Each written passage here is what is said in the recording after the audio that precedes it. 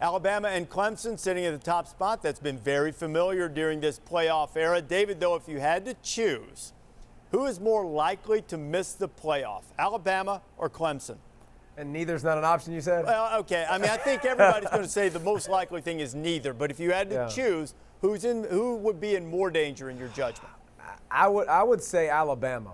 And I know that sounds crazy because we've kind of talked about how they're the best team on the planet. But I also think that injuries are starting to be significant a little bit too. Jalen Hurts now has surgery.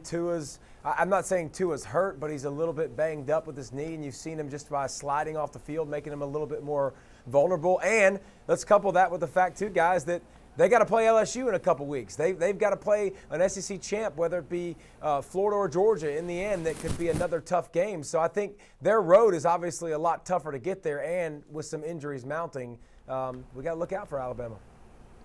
Yeah, David, this is a tough one, and I've been thinking about this one a lot and batting it around. It is just tough. It is really tough to think that Alabama won't get in. I mean, even if they drop a game, injuries could mount up. We saw that last season. They caught some injuries to linebacker by the end of the season and looked like themselves. They got healthy by the time they got to the playoff, and then they were absolutely fine. Clemson, because we've seen them drop a game to Syracuse last year, which they should not have done. We've seen them play close games. They go to Florida State, coming up their next game. And so I'm just going to say Clemson because I just can't wrap my brain around the Alabama team that looks like they should possibly be playing against the Cincinnati Bengals some weekends. I can't see them not getting in. What do you got, Kirk?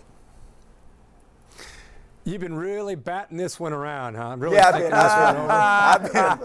I've been thinking about this one. Yeah, about 60 seconds, Kirk. He's been on it. I tell you what, man. What is this, week 3 or 4? We've been doing this ranking show before we actually have rankings. We're really running out of topics when this is one of our topics.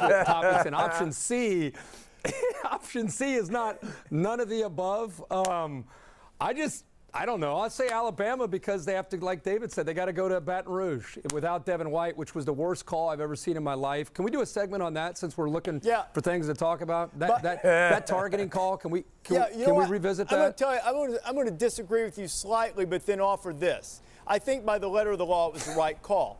But I think that rule needs some more latitude for a little more judgment because it was not a severe hit and therefore didn't warrant the penalty that he received. How about that? Letter of the law means that he hits him in the face. He hit him in the top of the chest. Kirk, he launched, pushed, top of the crown chest. of the helmet, made contact with the head. I broke this down all day today. It just did. You're disagreeing with Dave Kataya, who's official. I mean, Dave Kataya always protects the officials, so I don't think it's by the letter of the law. The letter of the law means you got to hit me in the face. And you're talking about the second half of a game that's going to cost this dude the first half of the Alabama game. The replay guys have got to say it's so obvious and blatant. Then they make the call. It's a roughing the passer, take off the targeting, 15 yards, keep him in the game. He doesn't miss the Alabama game. And that's Awful call. That was terrible. That's what I'm saying. I'm saying that the rule needs some more latitude for just what you're talking about. That did not warrant, the severity of the hit did not warrant an ejection.